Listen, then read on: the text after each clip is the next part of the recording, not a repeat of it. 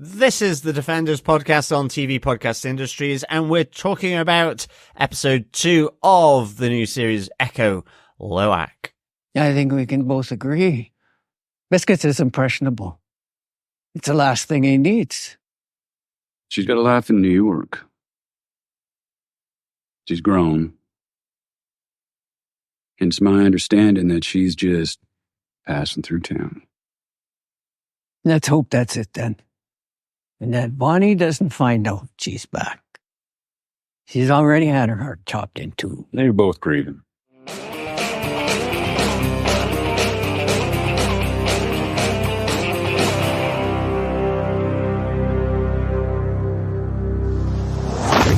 Welcome back, fellow Defenders, to Defenders podcast on TV Podcast Industries. We are on to Echo episode 2, Lowak. I am one of your hosts, John. I'm one of your hosts, Derek. And rounding out this group, I'm Chris. Welcome back, everybody. Hey, episode 2. Yes, weekly podcasting on Echo. It's kind of fun. Absolutely. Really enjoying it, actually. Back like the old days. Yes. Exactly.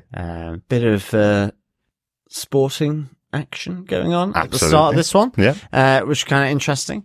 Almost a little like hurling or lacrosse, at least, I guess. So, yeah, very cool. It certainly gave me some more ideas about how we're going to develop our Banshee show.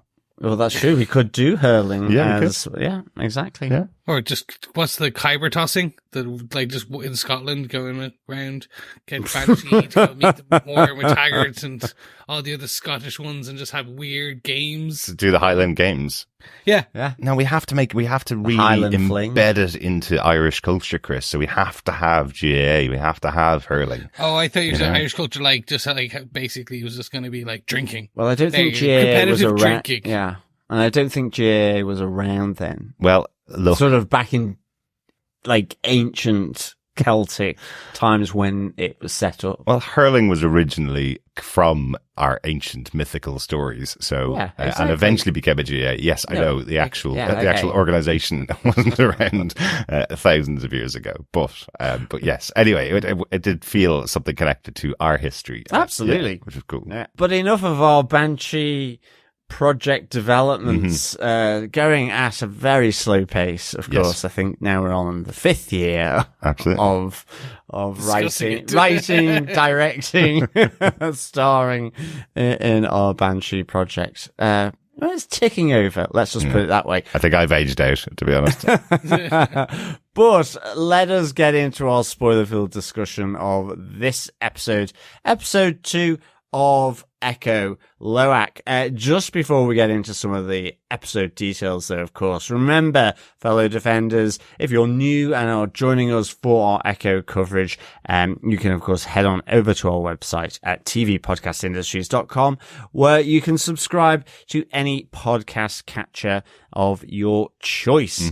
We are also available for your thoughts, theories, observations, and everything else by email, where you can send emails to feedback@tvpodcastindustries.com. And also we have our spoiler-filled posts and comment section over on our Facebook group at facebook.com/groups/TV Podcast Industries. Absolutely. And a reminder for Echo, we are also doing our Echo pub quiz. The first question is obviously on the first episode last week, and we'll have our second question later on in the episode. If you missed it last week, pop on over to the website at tvpodcastindustries.com, and the questions will be up there each week after we release the episodes.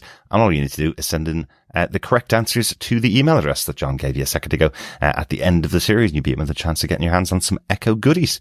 Indeed. That's correct. And if you really want to be special, you can give us some reviews, because your feedback in the review section, always fantastic. Speaking of, we got a review over on Apple Podcasts from Chaos and Shoes, who had this: one of the best for recaps, 5 stars.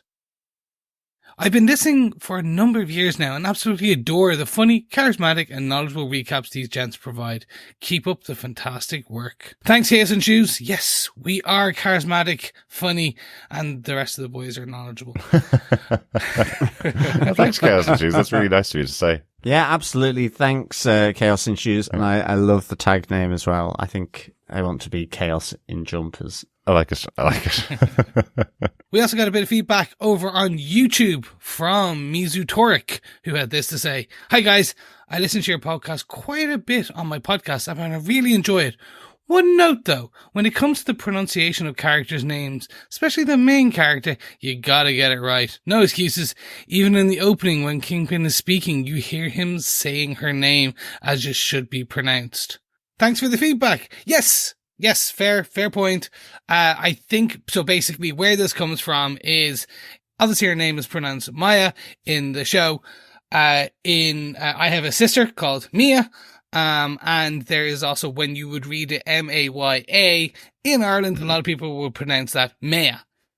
So just kind of, we've been flitting back and forth between them. That's on us. Again, it's a bit of pronunciation. Agree that Kingpin is saying it, but we haven't heard other people say her name too often, so maybe not just Maya. We're still holding out hope that we may have just be a variant of the pronunciation. No, we got it wrong. Exactly. We do usually try and get it right.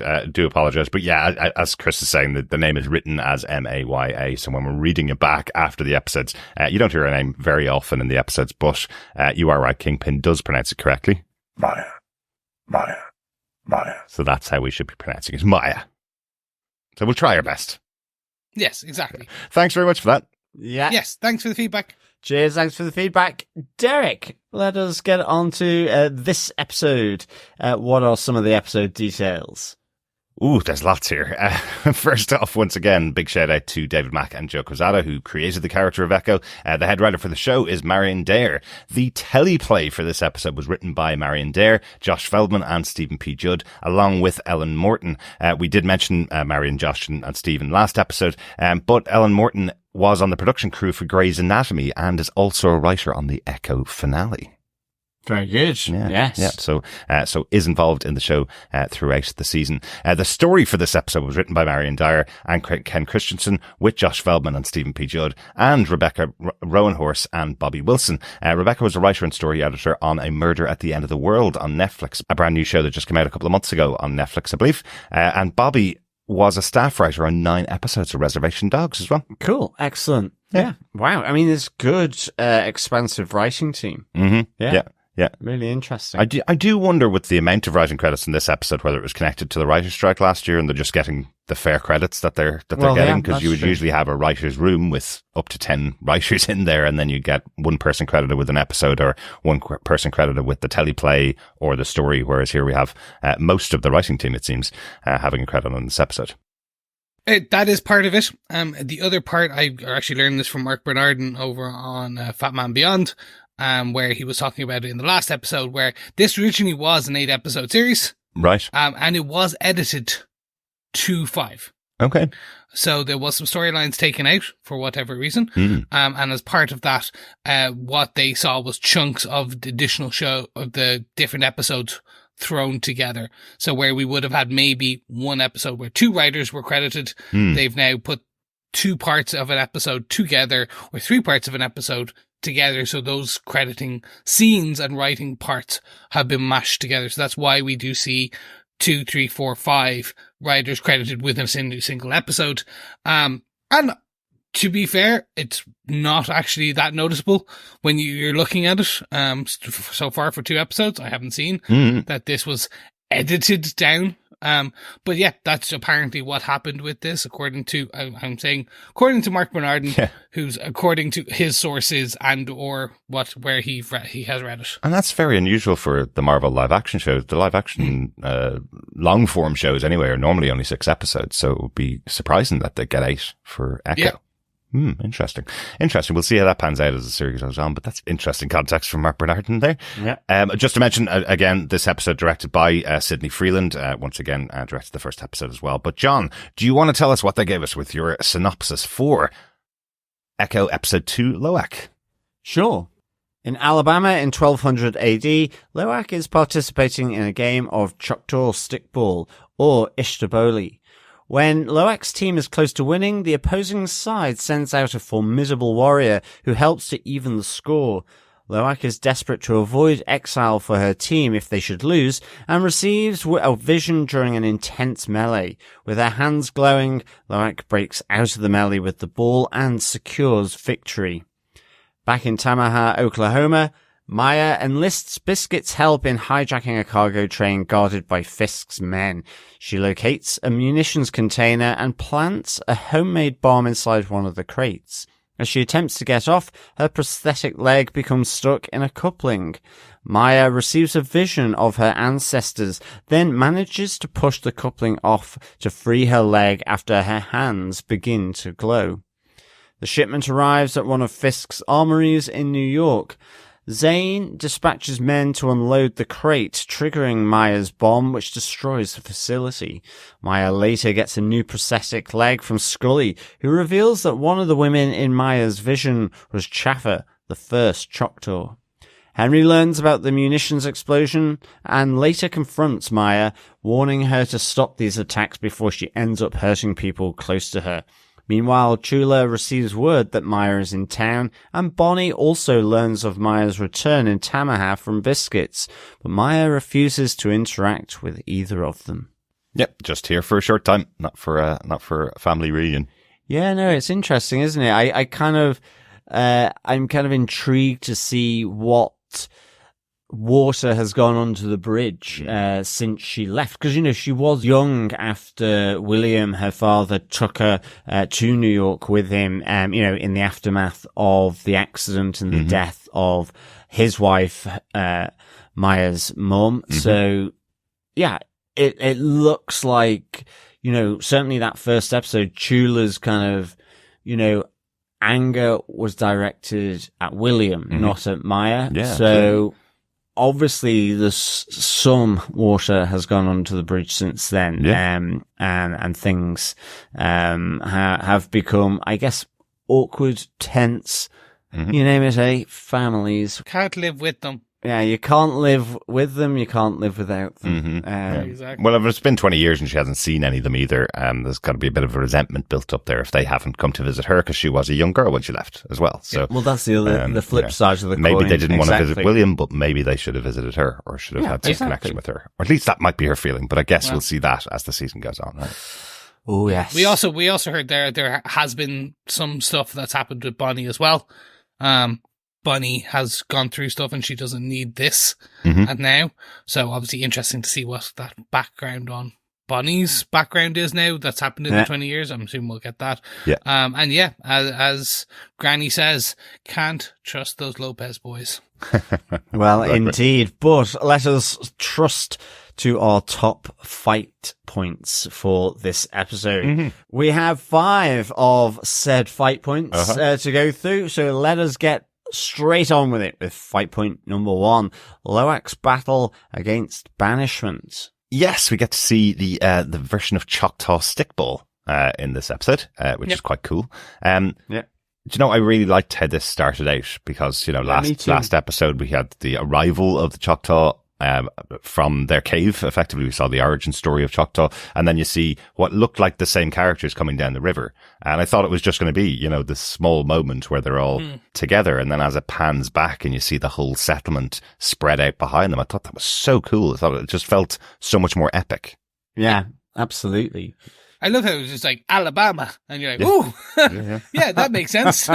Well, yes, better temper what I say here. But yeah, I mean, a few of those in Alabama still sort of remaining would be really cool. Yeah, wouldn't it? I thought this was excellent. There was even a very, like a spiky shell turtle or something that was sort of creeping into the water as they kind of panned back from the canoe to show the huge settlement there where the stickball was being played. But I think this is really interesting, and I guess if it's not obvious to everyone that seemingly these openers are different people at different times from the history of the Choctaw Nation. I guess this one just relates back to Shafra and the first episode a bit more by seeing those glowing spirals on the hand of Lowak in a time of need, which is effectively in order to win this game. This,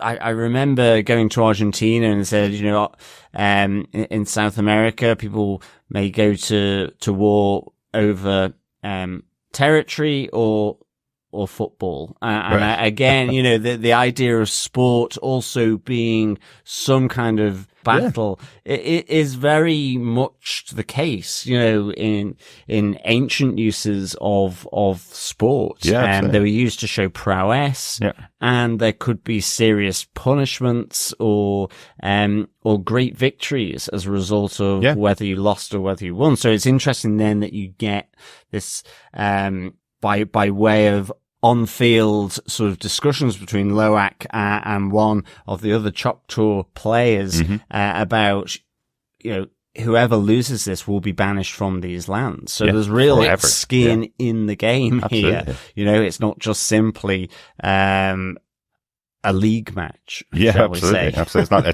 It isn't just a fun Saturday afternoon playing stickball. It's really important to these two communities. Am I right in saying that at least what I got from the subtitles is the other nation is Cherokees, so it's Cherokee versus Choctaw here in this battle? I think so, yeah. And Alabama would be one of the biggest regions where most of the Cherokees live. That would be a big territory for them. It would have been a big, historically, that's a big area where the Cherokees would have lived. So interesting to see the battle between the Choctaw and the Cherokee here. Yeah, no, definitely. But it's interesting, obviously, more so because then the Choctaw were banished. So maybe there's more to this story that we will find out in the episodes to come.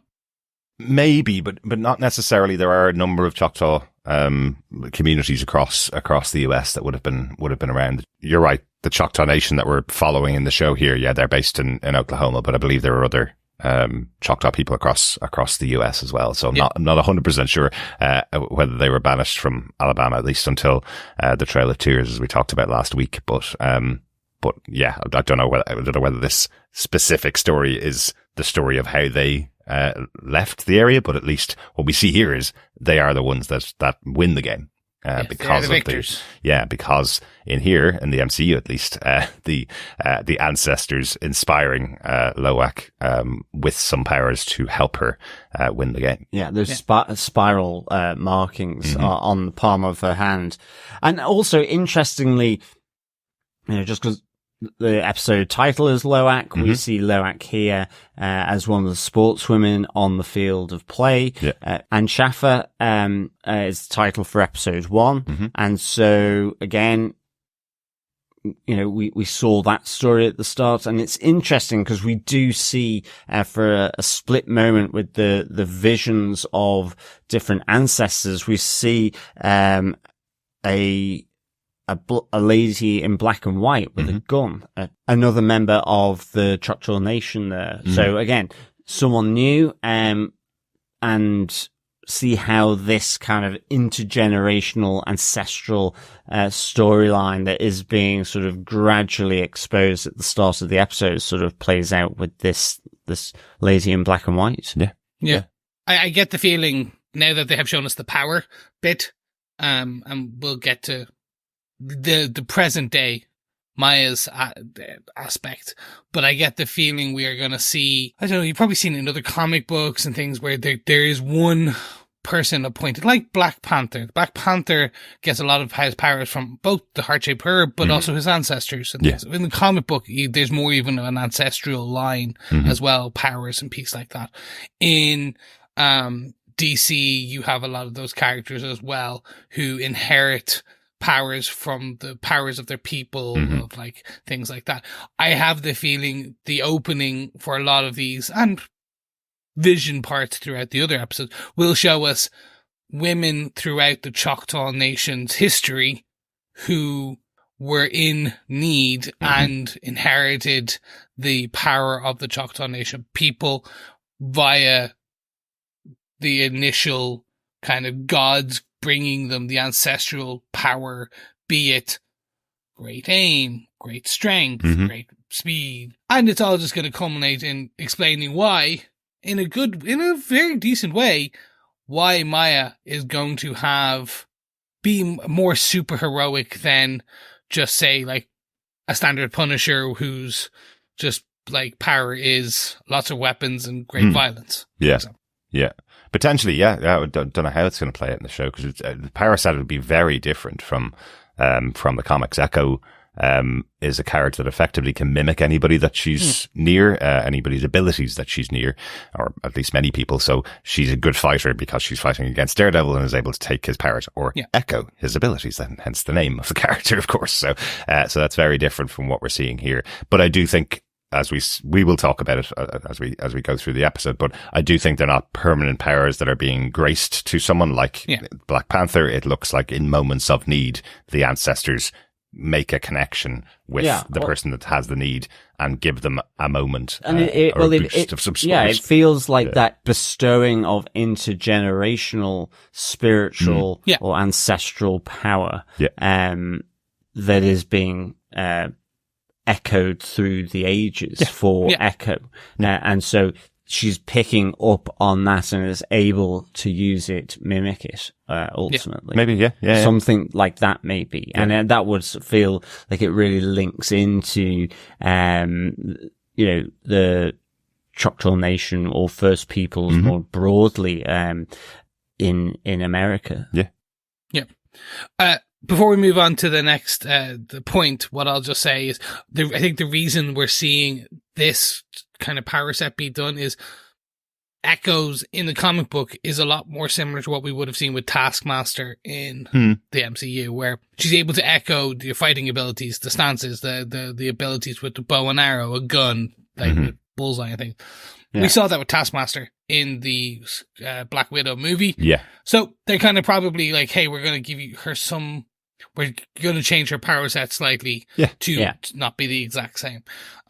Which is not actually a bad idea. And again, I'm here to see how this evolves over the next 3 episodes. Exactly. Yeah. Because it makes a lot of sense, doesn't it? A character that's cut off from Choctaw Nation because she's been away for 20 years. If she can reconnect, maybe she can harness it a bit better than some of the other people that have been used. So yeah, it'd be interesting. Good stuff. Yeah, definitely. Let us get to our fight point number 2: Scully's Pawn Shop. PAWN. Yeah, I just wanted to talk about Scully, because this is her grandfather. We haven't seen him in the 20 years. I suppose we saw him obviously in the first episode, but he's been staying local for 20 years. And I just think it's a really good scene because we get the tourists scene as they come to visit, trying to buy something from Native Americans, but not really knowing anything about them at all. So they only know what they've seen on TV, and that starts to wind Scully up. But it looks like he's had to deal with this for the entirety of the previous 20 years, because I think it's great fun.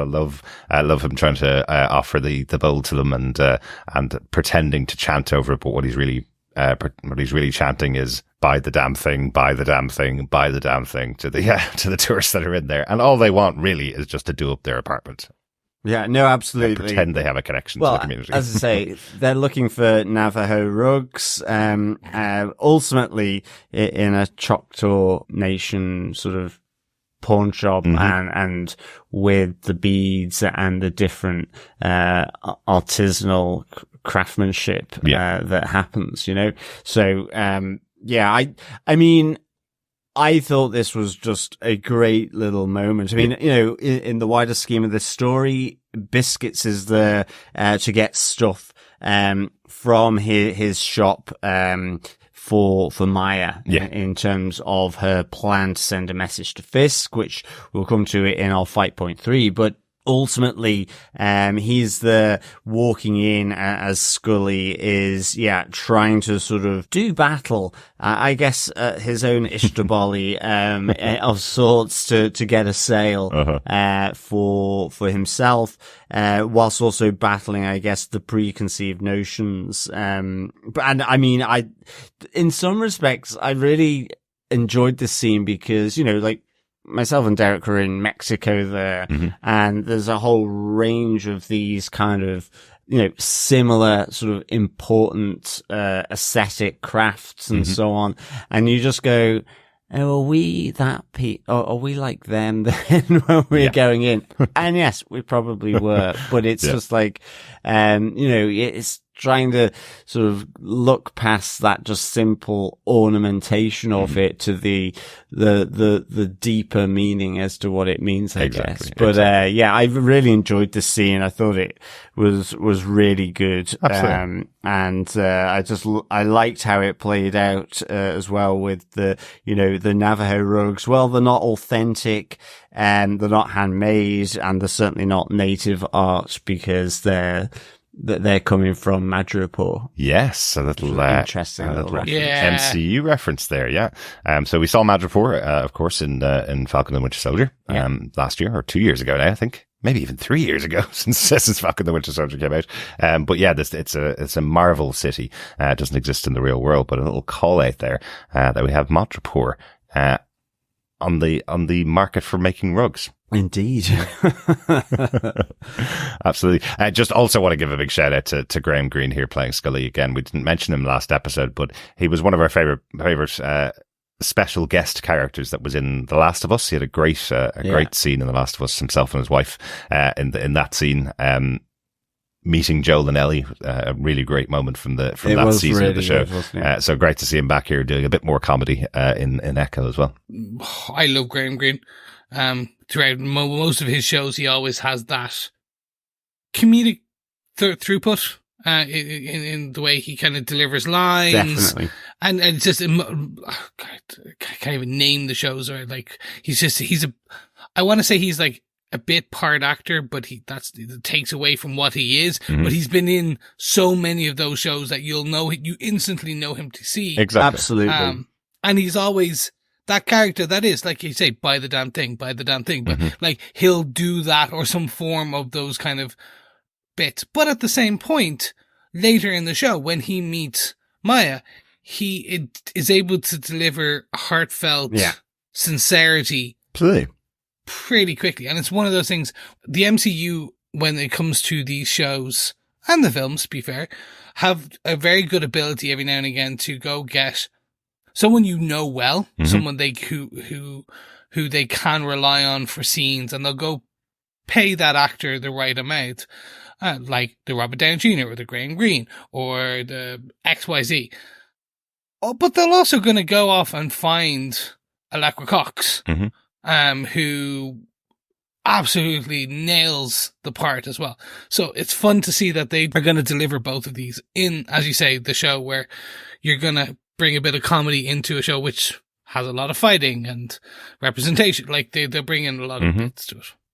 Yeah. No, I totally agree with you there, Chris, around sort of the heartfeltness from Scully to Maya. He misses her. He's kind of trying to encourage her to go and see Chula, and to, sort of reconnect with her. He seems at ease with her, when Maya has gone back to get her leg fixed. And I love the fact then that he kind of A-teams up a temporary sort of new leg for her with the sort of sponges used for the cushioning bits and all that. So I really enjoyed that little sequence as well. And it kind of, it almost connects back to this first scene, in his shop as well, just because, he's the one that noticed that, Maya is looking at that statue that he's selling in his shop of, Shaffer, the first Choctaw, and sort of just gives that sort of, importantly, points out that her grandmother traced her roots back to the first Choctaw. So again, maybe another element of this connection to be able to receive the echo of these powers, through time. Yeah, absolutely. Yeah, I wasn't 100% sure if that's what he'd said. Sorry, so thanks for clarifying. I thought he was saying that she can trace you back all the way, as in, go to her and she will start tracing your ancestry. But interesting that she had already done that trace and connected the family all the way back. So that's that's absolutely indicative that we could have this forming a big part of Echo's character. But yeah, Graham Greene, such a great actor. I think Empire used to call these kind of actors the 13%ers, because no matter what they're in, they add 13% to the score. so they just bring such a presence to the role, even in small moments in the movie and TV shows that they're in, that it will always be better for their presence. Yeah, Nice. absolutely. Good stuff. Shall we get on to fight point number 3? The biggie. The biggie, yes. The train heist. I know. I was trying to work out whether to call this just Mission Impossible, the train, or something like that. But it's kind of, it's not even a train heist. It's train no heist, because she's not actually stealing anything from the train. But it is a massive part of the episode. There's moments watching this, the two episodes we've seen so far, that I'm just enjoying it. I'm watching away. And then there's other moments when you realize, no, this is part of the MCU. There's massive budget involved here. There's massive action scenes that happen where I'm just taken aback by seeing both sides of it, seeing these small moments with all of these characters in this community interacting together, and then seeing a massive action scene where our main character jumps off a bridge, hops on a train, runs along the top of it, looks pretty much just as good as any other of these kind of scenes that you see in movies and TV shows. Massive explosions and a really exciting scene. So it kind of surprised me. It kind of came from left field in the episode, because it had seemed like a small episode to begin with, and then suddenly had this massive train heist scene. Yeah, no, absolutely. I thought this was really well put together. And I think for me, the other part of it that I really enjoyed was after Maya had got her prosthetic leg trapped in the couplings, and once she'd released them, there's just that kind of silhouetted image of her jumping across the gap between carriages. But it's really, it's almost like she's having to do a huge hop because of the damaged prosthetic. So I really like that touch. That's the thing. It's like, all these different little touches, in a fairly sort of dialogueless sort of action sequence, really. Absolutely. So I kind of enjoyed that. And not only that, but it was a sneak in and out. She wasn't very much stealth mode. She was in stealth mode. She wasn't looking to sort of alert these because of the message that she wanted to send. It wasn't about stealing something. We see Biscuits, who's being asked to track her so that she can get off the train. What have you stolen? I hope it's worth it. Yeah, the assumption is it's been stolen, and the same with Henry, where in fact that's not her aim. This destroying huge amounts of weaponry or armaments that is being supplied into Fisk's network in New York. So yeah, and the explosion thing was really good as well. Absolutely. I think I referred in the synopsis to Zane. I don't know who Zane is, but I guess he's just middle management at the New York depot. But there's no manager around, so maybe he's trying to step up. So maybe he's bigger. Place. Exactly. Yeah. I was just wondering what was possibly the prominence of Zane here. Is this someone that we're not going to see again, or just because we'll see him again? He survived the total destruction of that depot that we're going to see him sort of being asked to track the shipments and where it could have been and who could have done this, Absolutely. Because interestingly, as Henry says, they will be able to trace it back to you. Like, there's almost no doubt on that, and it'll be interesting to understand a bit more as to why that might be the case. Is it just simply the fallout of what's happened in New York with the shooting of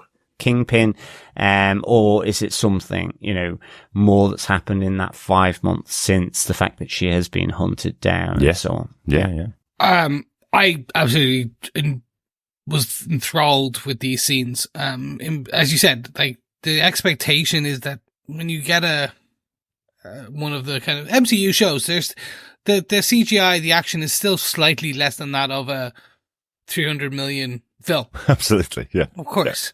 Yeah. So But this wasn't, this was on par with some of the Mission Impossibles that you would have seen with Tom Cruise jumping on a train. They did it well, like, again, cutting in and out of sound with no sound. Again, showing how Maya is perceiving the universe and the environment with her own kind of sensory abilities. So again, interesting to see that. And then just showing off those skills. They're really trying to just kind of go, look, this is who your character is. Yeah. The best part of that whole scene for me, and it sounds terrible, from a characterization point of view, is when she is on the semi-truck at the end and Biscuits is out of the cargo and like, she's just smiling. She's like, I got away with this. This is like, yeah, I did it. Yeah. And she's just got this cheeky grin, very much zeroing in on who the character is. She knows her abilities. She knows what she can do. She's going to be the queen pin. And she was satisfied with the result of this. Yeah. Again, she also just jumped off a speeding train into a speeding semi-truck. Absolutely. While also landing and kind of surviving. And yeah, it was just all fun. Yeah. I think that's all I can ask for. If we're going to get these episodes sprinkled with a bit of action, bit of historical information, bit of comedy, and then the family drama and an organized crime kind of somewhat whodunit mystery of what's going on. Yeah. Damn, this is good. Like, yeah. Absolutely. Yeah, really, really good. And I have to say, you're right that the sound design for that scene was particularly effective because it sounded like a real cacophony of sound on top of the train, the wind whistling past, the sound of the bells warning that there's a tunnel coming up, the things that were going overhead that could have knocked Maya down at any time, and then everything just drops out to silence. So it almost is showing you that Maya isn't distracted by all of that noise. She can focus because she isn't distracted by that cacophony of noise. It's an interesting use of the sound design there. That's true, actually, because I had originally thought, the sound as the sort of overhead cable structures were coming up, like, if she wasn't looking, the sound would help, and so I thought that was an interesting choice. It was the idea that she had to be focused on what she was doing, because otherwise it would be that classic sort of Mission Impossible scenario where someone gets knocked off the top of a train by one of the overhead cable lines. Exactly. Yeah. But it did also feel very Bond-like, as you say, Chris. There was no moment there that she's trying to knock out one of the guards or anything like that. She's just avoiding being seen at all times, which is really cool. Yeah. And then very quickly, just back to John's point about Zane as a kind of who that character is. That's Andrew Howard, who you probably he's been in Limitless. He was in Tenet. He's always that. He's a reoccurring character in a lot of shows. So and he was in Agents of S.H.I.E.L.D. as well. Yep. Oh, God, he was. He was. Yeah. Yes. Okay, I remember that now. Yeah, looks very different here. So it's okay to play two different characters in the same universe if you look slightly different. Yes. Or in the same multiverse, to say that. He'll be back. He's going to come to town looking for answers. And I think that's the setup as part of that as well. But yeah, no, overall, absolutely love the action. Yeah. And I mean, then it's just to bounce it back that, at the start we saw Lowak getting that power of the spirals on her palms during the game of stickball in a really tight spot. And here, whilst most of it has run smoothly for Maya, she gets her prosthetic foot caught in the couplings, is not able to sort of decouple it or slide it back out because of the way those couplings are kind of built, and then gets this sort of quick fire of images, seeing Schaffer and Lowak, and then she's able to sort of move that coupling and free her leg. And you see her taking the gloves off, and she has that glowing spiral design on her palm. So and again, the spiral dissolves after she's finished. It just disappears off her palm. It's not a permanent absolutely mark. It's not like she's got permanent power here. It looks like she's been inspired for that moment, or given the power for that moment almost. Yeah, it's being able to call on something to help her in her moment of need. That kind of idea, I guess. Yeah, I agree with all that, except the moment of need part. I'm starting to question, because when she is firing a gun later on, we also get a flash, and she's hitting the swing set. She's hitting the 2 chains, with Hawkeye level, accuracy. And again, we get a flash there. Well, and we see, that's where we see the member of the Choctaw Nation in black and white, and I'm expecting then that's Tuklo or Tuklo. Yeah, maybe. Potentially. That's the name of the next episode. Yeah. So, and again, because she's there with a rifle. It's almost like with a Stetson and a rifle, and in black and white. So again, it kind of reflecting back that different ability. Yeah. I think so I agree. She's pulling in the power of her ancestor. I think it's just she has the ability. She just needs to learn to tap into it more. But like that, this was a moment in need. We're going to boost your power to where she needs to. She can also call upon her ancestors' abilities, and she'll be able to shoot with Hawkeye level accuracy. Absolutely. Like, it's a real fascinating thread actually, through the show so far. So yeah, I think, let's get on to, fight point number 4. I guess the awkwardness of Maya, but it's Chula and Bonnie find out that Maya is back home in Tamaha in Oklahoma. And, I mean, small community. You just can't keep anything secret in this community. I love how certainly not with biscuits. Yeah, but I love how everything plays out. Chula's there trying to organize the big social event that's coming up. And of course, people around the table have already seen that May is in town.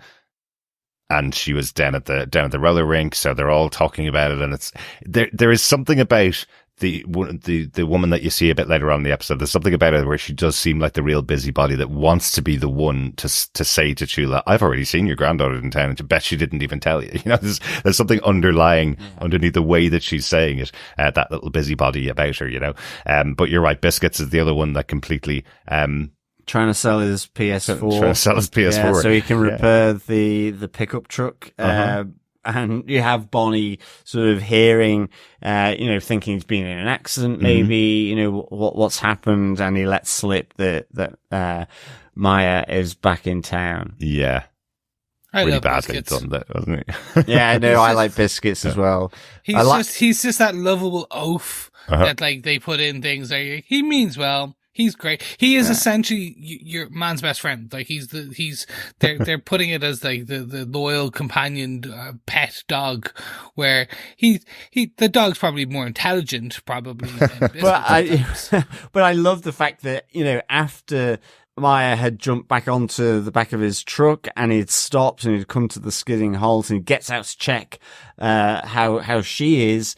He's suddenly like, "Oh, Billy Jack, are you okay?" He's like, he's forgotten the dog, Yeah. And so I really enjoy Biscuit's kind of patter here. I love the he's scene. really good. Yeah, I love the scene where he's driving Chula's truck the following day, and she's had to borrow a really rundown wreck to do her post run, and then just sees him at the end of the street.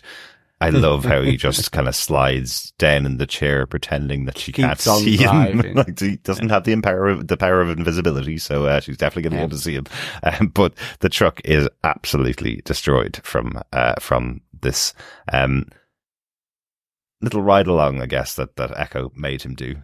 Well, that's it, exactly. and seemingly, though, the relationships between Chula, Bonnie, and with Maya, equally a little bit destroyed here, because again, we saw in episode 1, following the death of her father, William, that Bonnie was texting from back in Oklahoma, and and Maya really wasn't replying. Yeah. Here again, she's on top of the roof of the house, the family home, as Henry's coming up the drive, and you see she gets a text from Bonnie inquiring if she's in town. Yeah.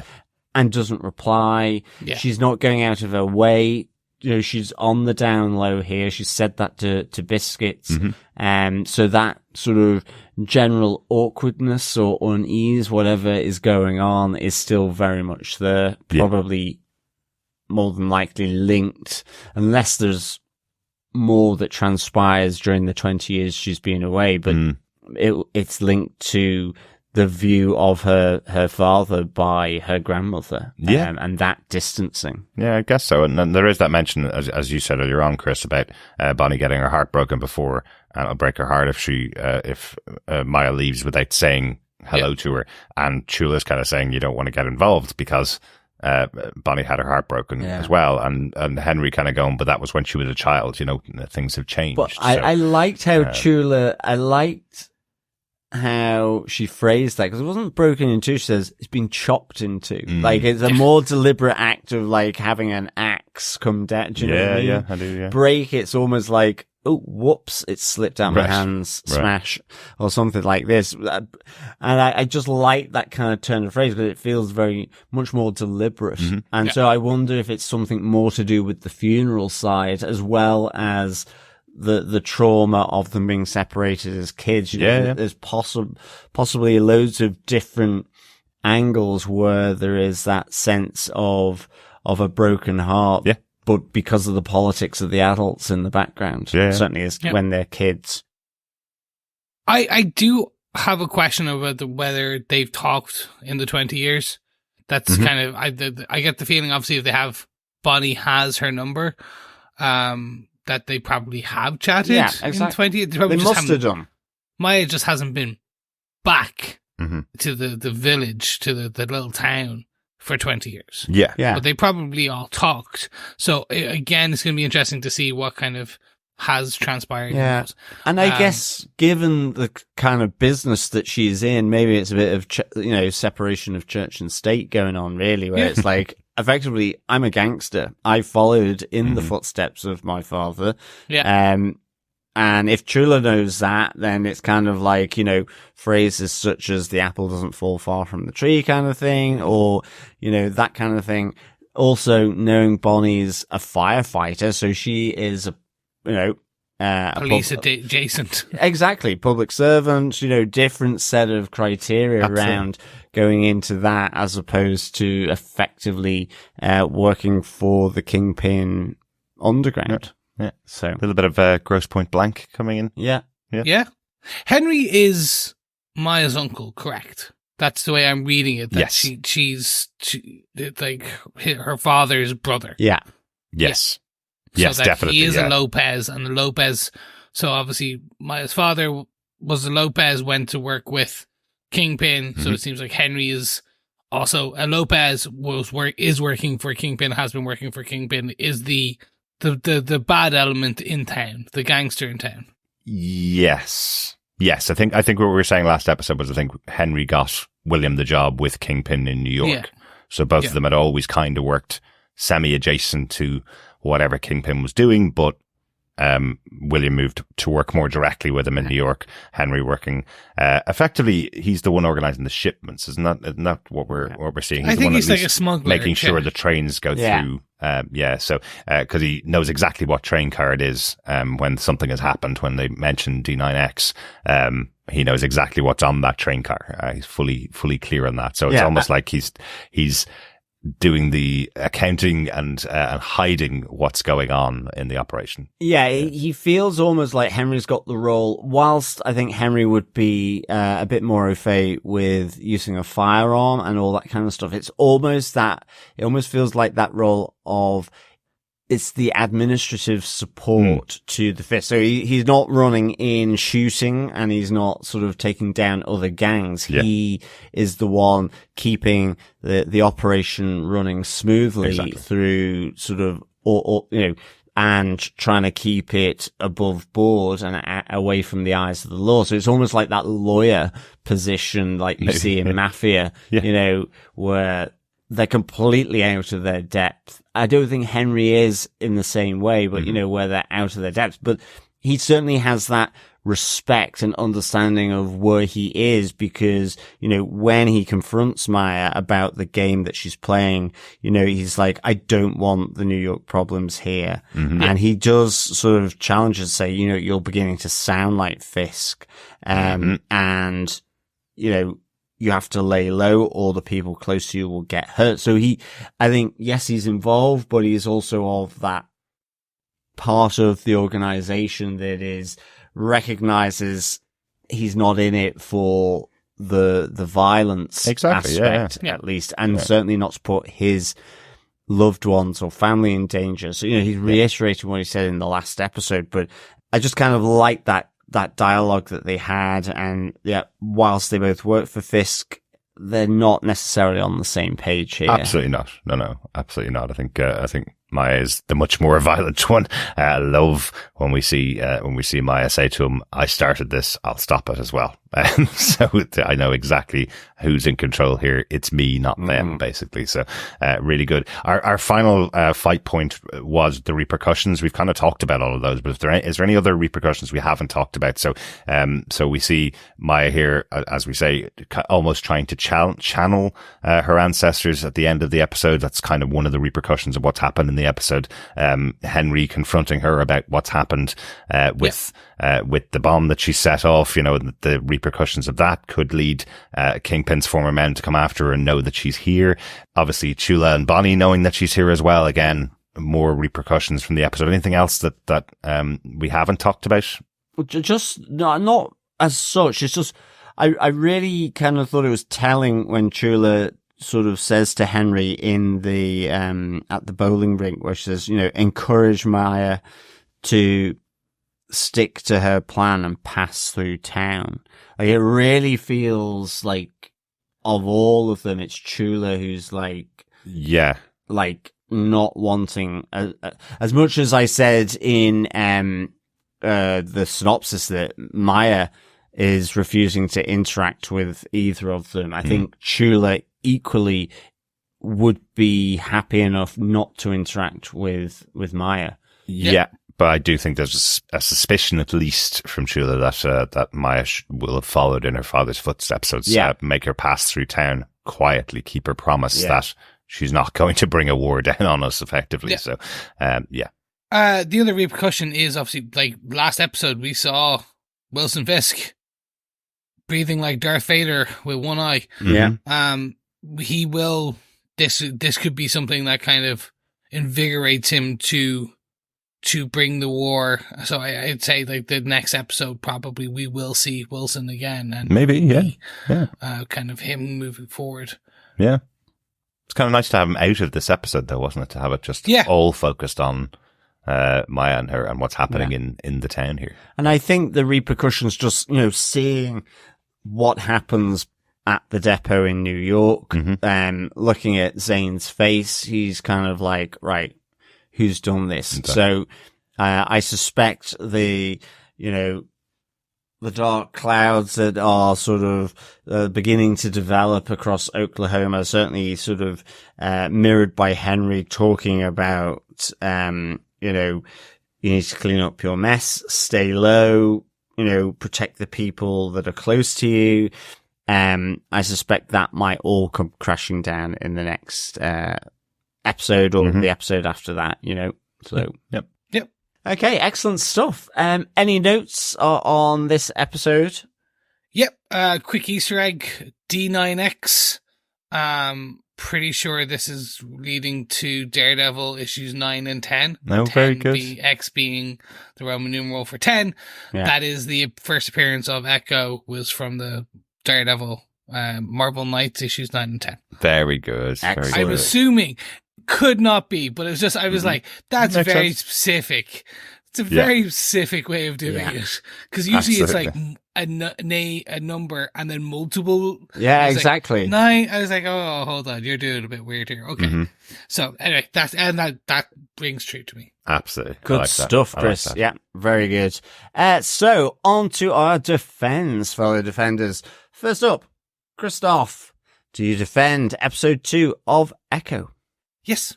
Very straight up. Like, this is, it's, I say short and sweet, but it's an interesting, wrap of, they gave us a bit of action, they gave us a bit of comedy, a bit of heart, a bit of historical kind of, knowledge in that, like, the history of the Choctaw Nation and, like, playing the stickball. Like, I never would have known. I thought that was much more a type of kind of Mayan and kind of Native American down south, Right. kind of game. So overall, really interesting. Love where they're going with the story. And yeah, like, want to wish we were kind of podcasting more rapidly. Obviously, also wishing we weren't, because I'm so glad for the break.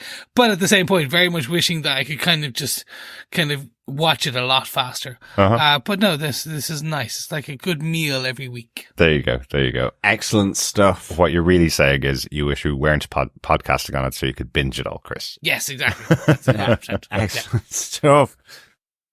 Derek, do you defend this episode of Echo? Yep, absolutely defend it. It's got all the features that I love about a good Marvel show. We got some really exciting action in here. We got some comedy in here. We got some really, really good actors in here.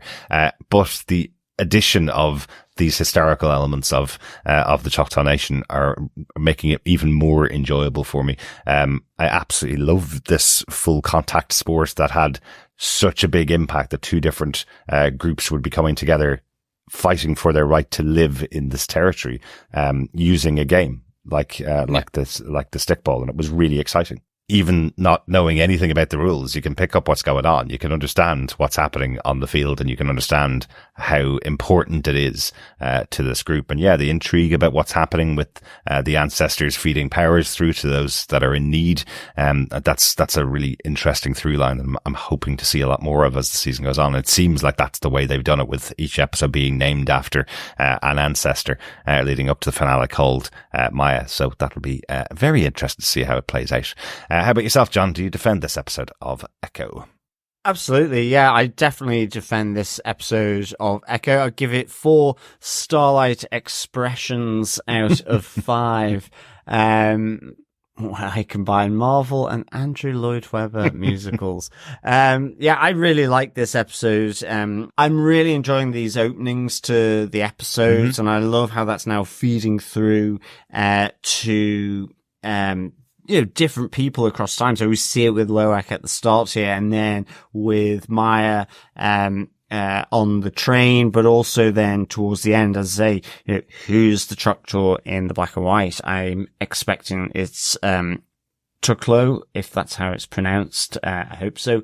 But certainly, I'm really enjoying how this is sort of bleeding through into the present for Maya, and how that plays out here, as she's effectively set herself up against Kingpin's organization, with, dare I say it, her hometown of Tamaha, in Oklahoma being at the forefront of this, if she's not careful. So absolutely. I loved all that. I think I'm so glad we had the point on Scully. Really, really enjoying Graham Greene as always. And I'm loving, Biscuits, as well, and his relationship with, Maya. God, Scully's place, his pawn shop, really seems to be the place to go if you need anything. Like, yeah, I love that. It felt A-teamy to me. It was just like, right, I'm going off. Off he goes. Constructs temporary one for her. We'll get, I'll get a proper one done up for you. But you can due course. You can also get cameras that are the size of hummingbirds' tongues. Yeah, no, exactly. Cool. Militia level. Yeah. I was going to say militia level. I was like, ooh, yeah. Unless you do with militia stuff. Exactly. I have to say as well, I didn't say it, but I just like the comedy element of Maya walking on her temporary prosthetic with the squeak. I was there going, when will this possibly get annoying? Because at the moment it's hilarious, that she's kind of having to sort of just get used to and adjust to this temporary prosthetic that Scully has sort of put together in his workshop. So I wonder if that's why she was sitting on the roof, because it was just annoying her so much to walk around. So I really enjoyed that. And yeah, I think, the interesting thing they're beginning to sort of bubble away in this episode is Chula, Bonnie, and Maya, and that kind of trinity of relationships and what has actually, what water has passed onto the bridge in those 20 years, to have that distance between these people. So yeah, absolutely do defend this episode for Starlight Expressions out of 5. I love it, John. I love it.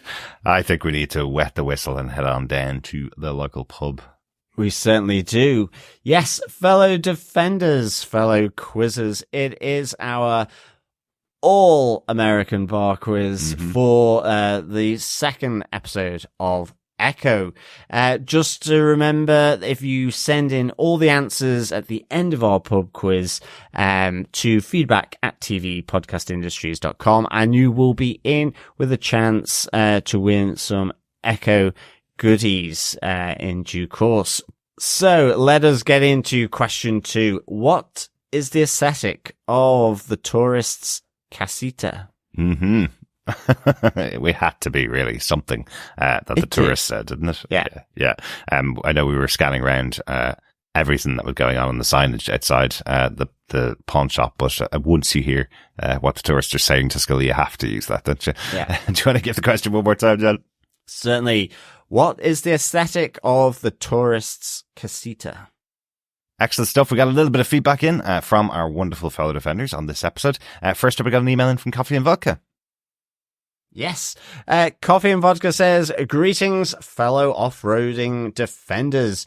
Very Reacher in tone, with a welcome, not too slow and explosive build. The producers wanted to give us something lean, and so far the editors have earned every penny in providing it. Outside of strength, unsure as to what Echo's power set is. Glowing blue as it is, do you think she's another Tesseract baby? Great character development and dialogue all around. Loving Grandma especially. And Zane promises to be an interesting and challenging underboss, chock full of gravitas. So far, so good and getting better. For runaway trains, demolished depots, and bent knees out of 5. Peace and take care. Coffee and Vodka. P.S. On review, just noted the glow's red. Never mind, an anti-Tesseract baby, maybe. Thanks so much, Coffee and Vodka. I'm glad you're sort of easing into the Echo show and enjoying it for sure. Totally with you there around Grandma Chula and her great character and dialogue. As I say, she's had her heart chopped in two. Yes. Like, okay then. Yeah, let's go with that then. And yeah. So is Zane from the comics just pulling on from Coffee and Vodka, or is just not that we know of? No, okay, as of yet. We certainly don't have enough information about him, and sometimes they do change the characters. But it's more, that he's the leader of the group. The way he walks into there, we know that Kingpin's been gone for 5 months. Yeah. So yeah, it's grand. I just thought I suddenly thought I might be missing something with what with the feedback from Coffee and Vodka, but also I think just from conversation in the podcast before, but no, I'm glad I'm not. No, I think it's just from the context from the episode you can tell. Yeah, absolutely. His position. Yeah, I do get what Coffee and Vodka is saying about the very Reacher-esque. Anyone who hasn't watched Reacher over on Prime Video, please go watch it. Oh, it's fantastic, and you'll get the kind of small country with big city aspirations and town kind of vibes. But yeah, thanks, Coffee and Vodka. Absolutely, thanks, Coffee and Vodka. Yeah, thanks, Coffee and Vodka. Over on Facebook, we also got some feedback from Harvey Lowcast, who had this to say. This was a much better episode. It's good to see Tantu Cardinal play another strong matriarch after the cancellation of Stumptown. I'm glad we weren't distracted by any DD stuff, or even a cutaway to Fisk. Just some solid character development with a bit of action. Was I the only one who cringed when her leg got caught in the train? And that game in 1200. I didn't even know what was going on, but it was so intense. Off to episode 3 I go. Thanks, Harvey. Yes, I think multiple people like cringed or shouted or when the train caught the Maya's leg. Definitely. Absolutely. On purpose, but it's like, which leg? Oh, it's okay. It can be fixed. They can rebuild her. Except she still has to get off the train. Yeah, there was definitely that moment of she's supposed to be doing this really stealthily. She'd done the job really, really well. But if she leaves her prosthetic leg behind, it's like leaving a calling card. They know exactly where to go to, don't they? So, and yeah, having to struggle off the train, it was hard enough as it was when she did get the prosthetic free. But can you imagine if it was just without that at all? Like she couldn't have even been able to do the run up to jump off onto Biscuit's car, or actually Chula's car. Sorry, well, that's it. That's why I thought it was just really. I loved how, you know, with the awkward sort of movement coming from that, it was just great seeing that reflected in her moving across the different carriages of the train, or you know, rail cars of that train. So yeah, really enjoyed that sort of twist up. Absolutely. Great stuff. Thanks, Harvey. If you want to send any feedback into us, you can email us to feedback@tvpodcastindustries.com. And as we mentioned, there are spoiler posts up for each episode of this season of Echo over on our Facebook group at facebook.com/groups/TV Podcast Industries. That's it, I think, for this week's episode. Yes, it is. And if you want to support TV Podcast Industries, you can subscribe to everywhere and all our feeds by heading on over to tvpodcastindustries.com. And don't forget, you can leave us a review on your favorite podcast catcher, and that helps kind of the discoverability. Don't forget, you can also support us by heading on over to patreon.com or buymeacoffee.com /TVPI for Buy Me a Coffee, or patreon.com/TV Podcast Industries. And you can support us just to keep the lights and mics going, which is always appreciated too. And don't forget, on top of all those things, the best way to support us is by sharing the podcast, because sharing the podcast is what, gentlemen? Sharing the love. Indeed. Thank you so much, fellow defenders, for joining us for our Echo Episode 2 podcast over here on the Defenders podcast. We'll be back next week with Episode 3 of Echo Tuklo. Absolutely. Thanks so much for joining us. Have a good one. Yes, thank you so much. And we'll speak to you again soon. Bye. Yes, thanks, fellow defenders, for joining us until episode 3. Keep watching, keep listening, and of course, keep defending. Bye now. Have a good one. Bye. Bye. Bye.